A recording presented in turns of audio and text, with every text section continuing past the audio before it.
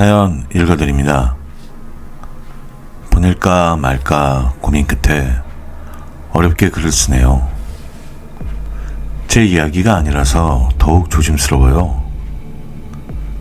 하지만 이렇게 바보 같은 사람이 또 있을까 궁금하기도 하고, 한편으론 사람의 욕심이 어디까지일까 알고 싶어서 제가 보고 들은 이야기를 해볼까 합니다. 저는 40대 중반 여성이고 제 친구를 편의상 소정이라고 부를게요. 소정이랑 저와의 인연은 30여 년 가까이 됩니다. 소정이네도 워낙 어릴 적에 가난했고 저 역시도 가진 게 없는 집에서 태어나 우리 둘은 고등학교를 졸업하자마자 공장에서 만났거든요. 소정이는 정말 착하고 수됐던 아이였어요. 늘 남에게 뭔가 베풀려고 노력했고요. 먼저 배려하는 마음이 있는 아이였죠. 소정이에게 앞으로 꿈이 뭐냐고 물었더니 자기는 돈을 많이 벌어서 어려운 사람을 돕고 살고 싶다고 했었거든요. 그때 천성이 착한 아이라는 걸 느꼈습니다.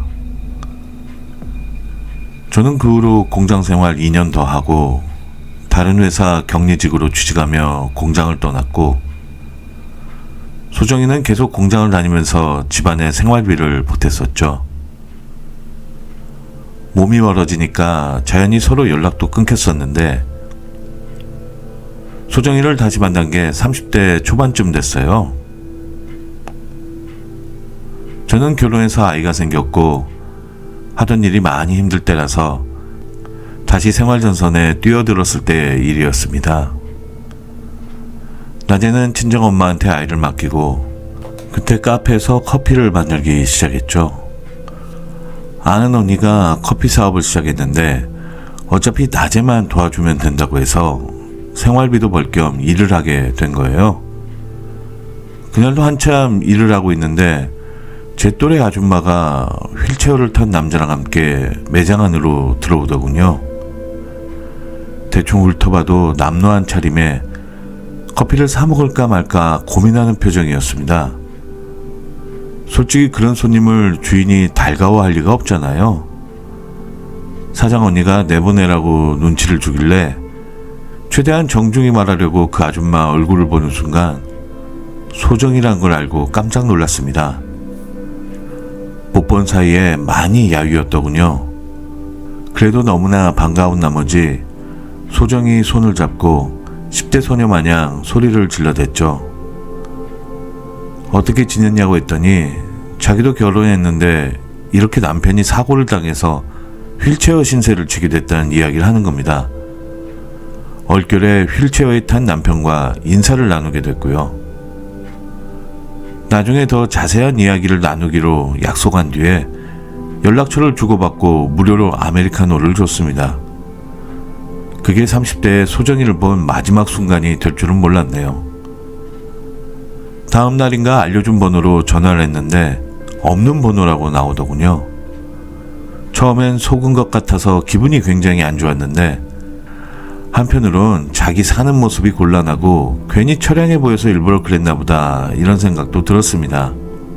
그렇게 또 세월이 흘러서 저도 40대가 됐고 아이도 중학생이 됐습니다.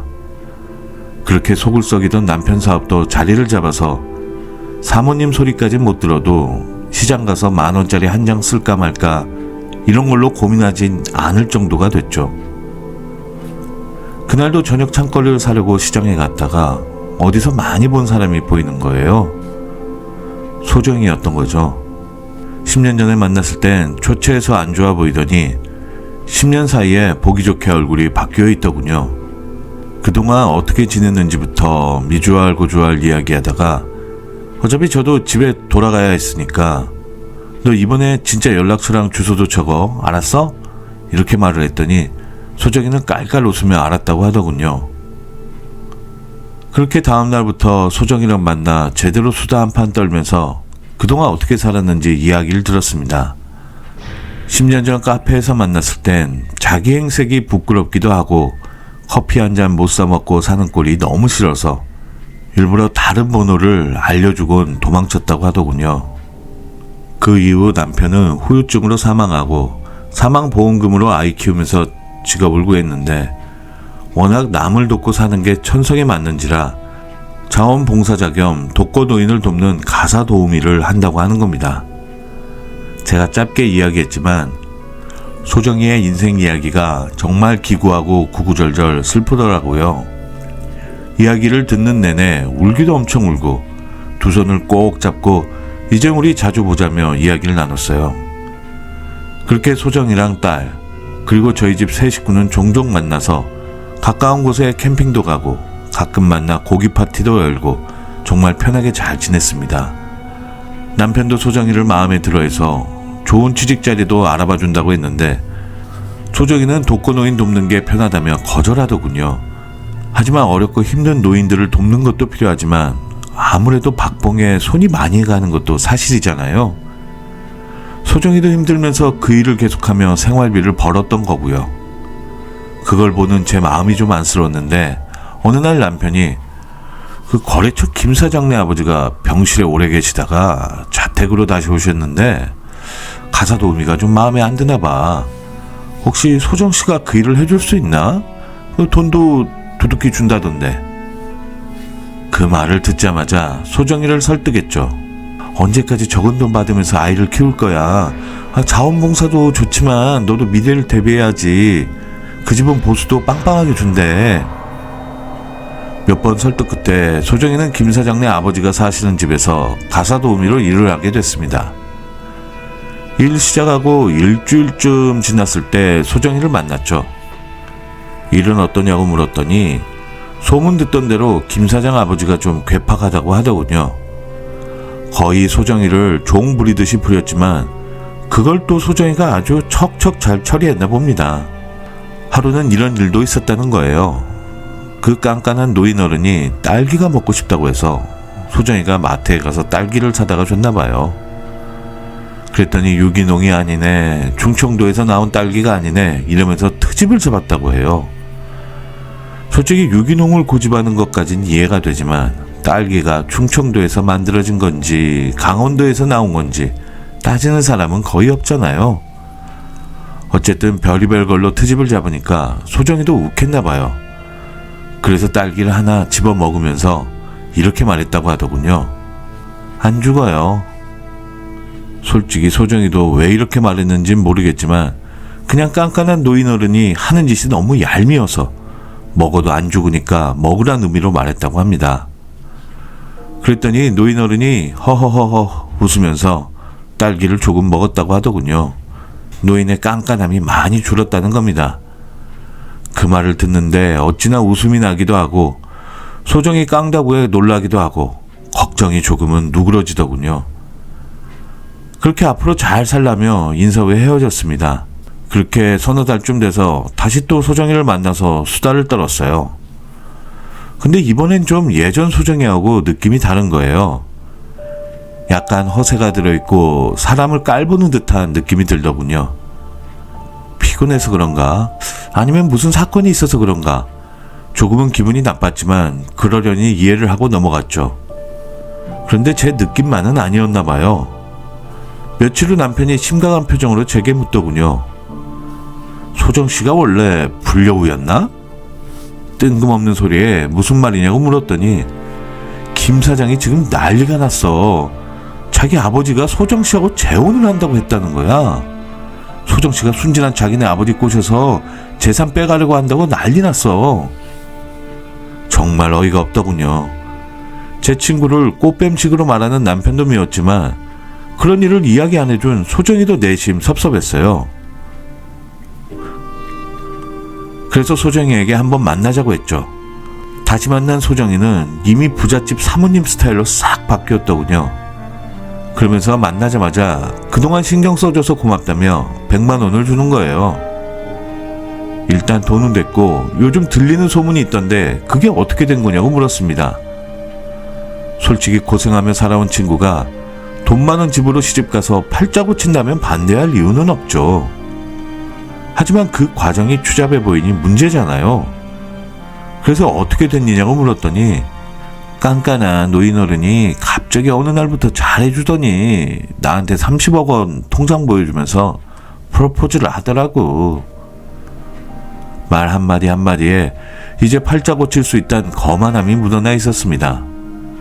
그래도 한편으론 이렇게라도 소정이가 팔자를 고칠 수 있다면 다행이라는 생각에 앞으로 어떻게 할 생각이냐고 물었더니 뭘 어떻게 해. 그쪽에서 자꾸 결혼해달라고 그러고 30억도 준다는데 결혼해야지. 돈이 사람을 완전히 바꿔놨더군요. 소정이는 그냥 돈 완전히 돈 이야기에만 집중한 듯 보였습니다. 어쩔 땐 저를 불러내서 고급 백화점에 가서 사모님 흉내를 내며 돈을 펑펑 쓰는 겁니다. 하지만 문제는 우리 집에 불똥이 떨어진 겁니다. 가사 도우미를 잘못 소개시켜줬다며 김 사장네 식구들에게 욕을 바가지로 먹은 거죠. 완전히 날벼락이 우리 남편에게 떨어진 셈이죠. 이럴 땐 그냥 가만히 엎드려 있는 게 상책이잖아요.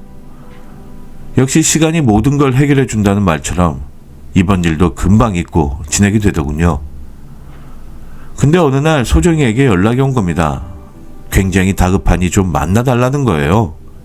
무슨 일일까? 진짜로 결혼식이라도 올리는 걸까? 궁금해서 만났죠. 근데 소정이 행색이 엄청 초라해 보이더군요. 도대체 어떻게 된 일이냐고 물었더니 김 사장 아버지한테 버림을 받았다는 겁니다. 금이야 오기야 아껴주던 노인이 왜 하루아침에 소정이를 버렸을까 너무 궁금하더라고요. 어찌된 일이냐고 물으니까 소정이가 눈물을 펑펑 쏟으면서 그동안 일을 이야기하는데 들으면서 제 귀를 의심했습니다. 알고 보니 김 사장 아버지인 노인 어른이 아내하고 사별하고 혼자 사는 줄 알았는데 세상에나 아내가 버젓이 살아있고 심지어 50대 정도의 여자였다는 겁니다. 첫째 부인하고는 진짜로 사별했고 두 번째 50대 부인하고는 별거 중이었던 거죠. 근데 둘째 부인 이야기를 첫째 부인으로 착각하고 소정이는 아내가 사망했다고만 알았다는 거예요. 어떻게 둘째 부인과 별거 중에 자신과 혼인하자고 유혹을 할 수 있는지 정말 화가 났다는 겁니다. 둘째 부인은 소정이를 반쯤 죽일 듯이 몰아붙이곤 소정이에게 더 이상 자기 남편에게 접근하면 상간녀로 고소할 테니까 정신 차리라는 말을 했다는 겁니다. 얼마나 난리를 피우고 갔는지 동네 사람들이 소정이만 보면 수군될 정도라서 일단 동네를 떠났다고 합니다. 이야기를 듣는 내내 이게 무슨 난리인가 싶어서 일단 노인 어른을 혼인빙자로 신고하라고 했죠. 소정이는 그러고 싶은데 솔직히 잠자리를 한 적도 없고 그렇다고 자기가 뺏긴 게 없고 오히려 받은 것만 있어서 이게 애매하다고 하더군요.